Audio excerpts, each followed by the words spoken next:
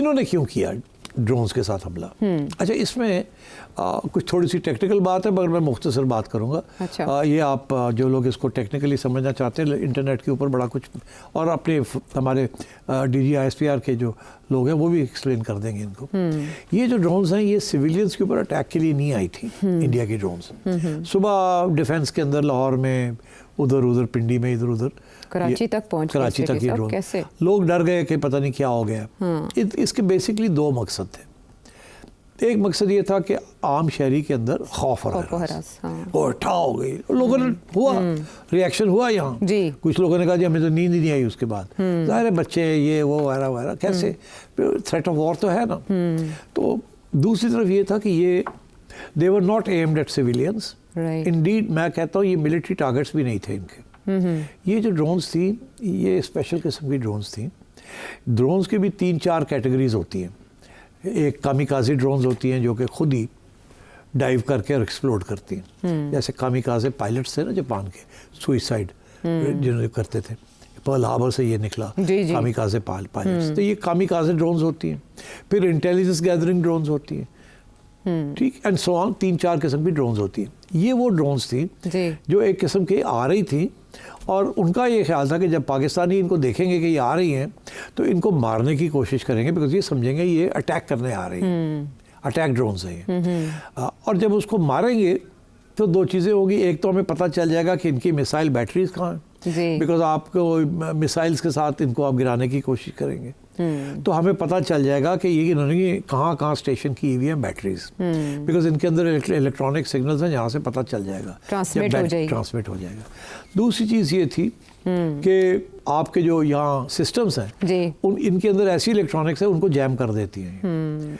होता ये है कि अगर 7-8-9 ड्रोन्स एक वक्त पे एक जगह पे चली जाए, से ओवर लाहौर एयरपोर्ट, तो आपका रडार के अंदर dot dot dot dot dot आ जाएंगे, ठीक, और क्योंकि वो बड़ी करीब होंगी डिटेक्ट हो जाएंगी, तो डिटेक्ट क्या बड़ी नजर आएंगी कि ये कुछ चीजें हैं यहाँ, तो आपको पता नहीं चलेगा ये जहाज है ये ड्रोन है। तो आपका जो सिस्टम है वो ओवरवेल्म हो जाएगा, टेक्निकली स्वैम्प हो जाएगा सिस्टम, एक किस्म का ब्लॉक हो जाएगा, आप बता नहीं सकेंगे कौन सी क्या है, इतनी जल्दी आ रही होंगी लाइक अ स्वैर्म ऑफ बीज। ठीक, तो this was also aimed to see कि किस हद तक आपका एयर डिफेंस सिस्टम जो है उसको ये न्यूट्रलाइज कर सकते हैं कि नहीं। कल को अगर इन्होंने अटैक करनी है पाकिस्तान के अंदर आके, या पाकिस्तान से बाहर से मिसाइल्स भेजनी है, तो इनको पता होना चाहिए कि आपकी एयर डिफेंस सिस्टम है उसको स्पॉट कर लेगा या नहीं कर लेगा। और अगर कर लेगा तो उनकी बैटरीज को टेक आउट करना है।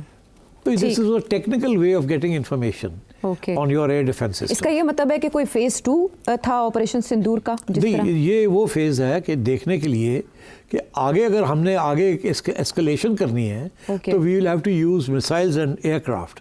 इस दफा तो हमने we got the upper hand ना, हमने उनके बाय द वे एयरक्राफ्ट भी इलेक्ट्रॉनिक्स को जैम भी किया जिसके लिए वो बड़े परेशान है कि ये कैसे हो गया। तो वो they will try and neutralise your air defence systems. तो उसके लिए दिस वाज एन एक्सप्लोरेटरी हमला एक किस्म का, टू फाइंड आउट के कहाँ आपकी बैटरीज हैं और कैसे आपके एयर डिफेंस सिस्टम्स को न्यूट्रलाइज किया जा सकता है। तो that was the purpose of these. तो that's what I am trying to explain कि ये तैयारी है for the next round. Next round में पहला वार कौन करेगा? क्योंकि अभी तक के एनालिसिस में ये समझियो कि पहलगाम अटैक फॉल्स फ्लैग था, बहाना बना के पाकिस्तान में डिफरेंट टारगेट्स को निशाना बनाया गया और शहादतें हुई। उसके बाद वहाँ 15 मकामात पर भी फॉल्स फ्लैग कराया गया, फिर ड्रोन भेजने का जवाब बनाया गया। अब पाकिस्तान क्या करेगा? सिट साहब, अब सारी निगाहें पाकिस्तान की तरफ हैं। Secretary of state Marco Rubio की भी आज वज़ीर आज़म पाकिस्तान से बात हुई, जिसके बाद इसहाक डार साहब की प्रेस कॉन्फ्रेंस हमने बहुत गौर से सुनी कि वो क्या इशारा कर रहे हैं। वज़ीर दिफा अलबत्ता बड़े बरहम थे, उन्होंने कहा है कि अब जो है वो पाकिस्तान के ऊपर वाजिब हो गया है कि वो अपना बदला ले, स्पेशली ये ड्रोन्स भेजे जाने के बाद। वज़ीर आज़म पाकिस्तान ने नेशनल असेंबली में जो खिताब किया उससे यूँ लगा कि जैसे पाकिस्तान ने स्कोर सेटल कर दिया है जहाज़ गिराकर। उससे पहले सिक्योरिटी कमेटी की मीटिंग के बाद ये था कि पाकिस्तान दिफा का हक महफूज रखता है। आपने समझाया कि बदला लेने में और अपना दिफा करने में एक फ़र्क है। राना सनाउल्लाह ने भी स्टेटमेंट में ये कहा कि अगर भारत अब इसके बाद कोई कार्रवाई करेगा तो फिर हम जवाब देंगे, अदरवाइज स्कोर इज सेटल्ड 5 तैयारे गिराए जाने के बाद। एक तो आप ये बताएं कि आप भी इस बात पे यकीन रखते हैं कि 5 तैयारे उनमें राफेल शामिल है पाकिस्तान ने गिराए हैं, और अब क्या पाकिस्तान को अपना बदला लेना चाहिए या कुव्वतें मुतहरिक हो चुकी हैं सीज़ फायर के लिए? देखिए, पाकिस्तान का कहना है गिराए हैं। जी।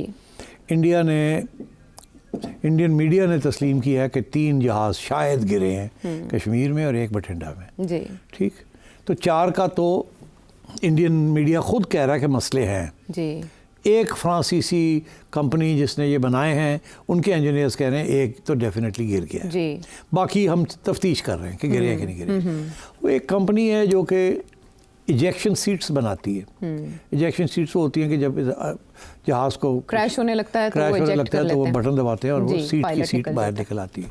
वो कंपनी जो सीट्स बनाती है वो उनका एक वेबसाइट है जहाँ वो बताते हैं कि हमने कितनी जानें बचाई हैं। मतलब एयर क्रैश होने लगा है, हमने जो सीट्स बना के दिए हैं, जो सिस्टम बना के दिया है, वो जब कितनी जानें हमने बचाई हैं। तो उन्होंने जानें बचाने का टेबल बनाया हुआ है कि हमने इतनी इजेक्शंस हुई हैं हमारी सीटों की और इतनी जानें हमने बचाई हैं पायलट्स की। राइट। और जैसे ये 5-6 मारे गए हैं तो उसमें उन्होंने 4 का इजाफा कर दिया। ओके। तो लोगों ने ये शुरू कर दिया, लोगों जी वो जो 4 उन्होंने बढ़ाए हैं हाँ। तो वो इसीलिए बढ़ाए हैं क्योंकि ये 5 बढ़ाए हैं उन्होंने। एक अमेरिका में गिरा है, कोई क्रैश हुआ है जिसमें सीट उनकी लगी हुई थी, इजेक्शन हुई। और 4 वो कहते हैं कि उनकी सीटें यहाँ इस्तेमाल हुई हैं, जिसमें से 3 शायद एक मिराज की है और 3 जो है वो शायद राफेल की है। जी। तो उधर से भी लोगों ने ये गिनती की है कि शायद वो भी एक एविडेंस है कि 4 दिन के अंदर या 3 दिन के अंदर उन्होंने 4 सीटें और बढ़ा दी हैं कि इतने लोगों की जानें हमने बचा दिया। हाँ, बिकॉज जब वो हिट होती है या क्रैश होता है तो देन वो अपना एक टेबल बनाया हुआ है उन्होंने दिखाने के लिए। तो उधर से भी ये बात चली कि यार इसका ये मतलब है गिरे हैं, ये कुछ हुआ है डेफिनेटली। सो ये मामला अभी चल रहा है और सूनर और लेटर इंडियन मीडिया में कोई ना कोई ये बात निकलेगी, उसको फिर ये रोकने की कोशिश करेंगे। अच्छा। बिकॉज ये जो फ्रांसीसी है ना उनके लिए तो बहुत बड़ा धक्का लगा है ये। वो तो दुनिया का सबसे एडवांस्ड एयरक्राफ्ट इसको कह रहे हैं, यहाँ तक कि वो कहते हैं कि अमेरिका का F-16 से भी आगे है, F-18 से भी ये आगे है। वो कहते हैं सिर्फ F-35 जो स्टेल्थ बॉम्बर है उनका जो है उससे ये कम है, बाकी सबसे ये दुनिया का बेस्ट एयरक्राफ्ट है।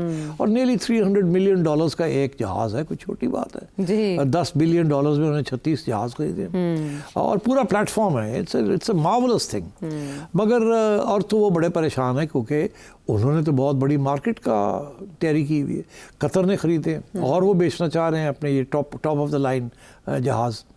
तो हुआ ये कि जैसे ये खबर आई और उन्होंने इंक्वायरी की कि हाँ राफेल गिर गया है, तो वो जो कंपनी है डासो फ्रेंच कंपनी, उसका जो स्टॉक एक्सचेंज के ऊपर स्टॉक है वो गिरा 1.53% वो गिर गया है, which amounts to quite a lot of money, billions of dollars.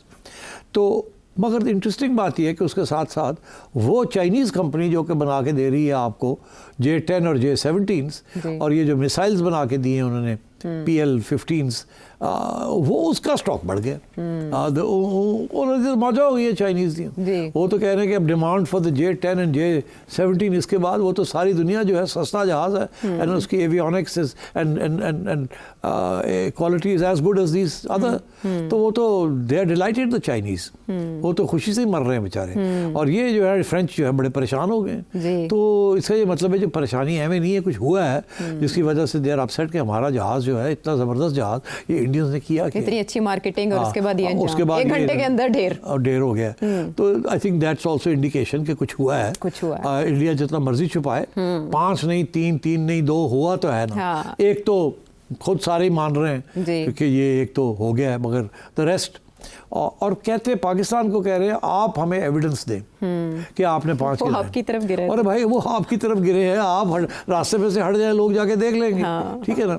अच्छा मैं ये भी आपको बता दूं कि इनके पास एविडेंस होगी, ये अभी दिखा नहीं रहे हैं। उसकी वजह ये है कि जब मिसाइल लॉक कर जाती है ना एक टारगेट के अंदर, तो you can take a picture of it, वो रिकॉर्ड में आ जाती है आपके जो इंटरनल रिकॉर्ड होता है कि you locked into a Rafale. ऐसे लॉक वो बच ही नहीं सकता। Once you are locked in then you can't escape. The only way to escape इज कि आप रेंज से बाहर निकल जाएं from the range of the missile.